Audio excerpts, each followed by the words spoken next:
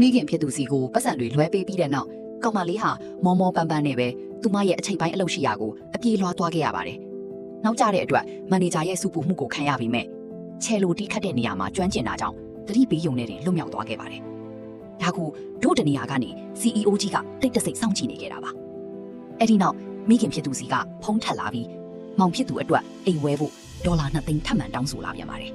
။အဲ့ဒီညမှာပဲကန်ကြမာဟာ CEO ကြီးကိုကောင်မလေးချယ်လိုတီးခတ်နေတဲ့ကလပ်စီကိုဆွဲခေါ်သွားခဲ့ပါတော့တယ်။မိန်ပြပြမီးရောင်အောင်မှာချယ်လိုတီးနေတဲ့သူမရဲ့လက်ရာဟာတခန်းလုံးကိုငြိမ်သက်သွားစေခဲ့ပြီးမြဲစင်ပေါ်ကဆင်းလာချိန်မှာတော့အတိတ်ကနှောက်ယှက်ဖူးတဲ့လူတစ်ယောက်နဲ့ထိတ်တိုက်တိုးပြီးအတင်းအကျပ်အရက်တောက်ဖို့လမ်းပိတ်တားစီခြင်းခံလိုက်ရပါတယ်။ကောင်မလေးအတွက်ကန်ဆူးခြင်းတော့အဲ့ဒီလူဟာ CEO ကြီးရဲ့ညီဝမ်းခွဲဖြစ်နေတာပါ။အရက်ရှင်နဲ့မောက်မာမှုတွေပုံမှုဆိုးရွားလာတဲ့အချိန်မှာတော့ CEO ကြီးရဲ့စိတ်ရှိမှုဟာအဆုံးသတ်သွားပြီးပြတ်သားလာတဲ့လက်သီးတစ်ချက်နဲ့ညီဝမ်းခွဲဖြစ်သူကိုကျမ်းပြင်ပေါ်လဲကျသွားစေခဲ့ပါတယ်။ CEO ကြီးကကောင်မလေးကိုအပြင်ခေါ်ထုတ်လာပြီး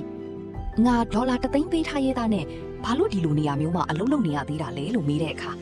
ကောင်မလေးကဒါကျမရဲ့မိသားစုကိစ္စပါလို့ပြောပြီးလှည့်ထွက်သွားခဲ့ပါတယ်။ဒါပေမဲ့ကောင်မလေးအထက်ကနေပြန်ထွက်မလာတော့လို့ CEO ကြီးစိတ်ပူပြီးတီးတန့်ခံတကားကိုကန်ဖွင့်လိုက်တဲ့အခါ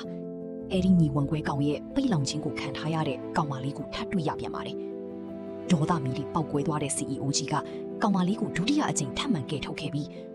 သူမအနာကိုဘယ်တော့မှထပ်မကန်နဲ့လို့နောက်ဆုံးတတိပေးချက်ထုတ်လိုက်ပါတော့တယ်။နာကျင်မှုနဲ့ကလေးစားချီခြင်းစိတ်ပြင်းထန်နေတဲ့ညီဝမ်းခွဲကောင်ကသူ့အကူကြီးကောင်မလေးအပေါ်တကယ်စိတ်ဝင်စားနေမှရိပ်မိသွားပြီး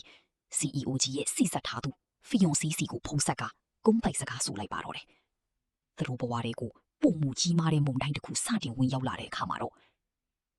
ဒီဇလန်ရဲ့စိတ်လှုပ်ရှားစရာအဆက်ကိုသိချင်ရင်တော့ like and follow လုပ်ထားဖို့မမိပါနဲ့အောင်နော်။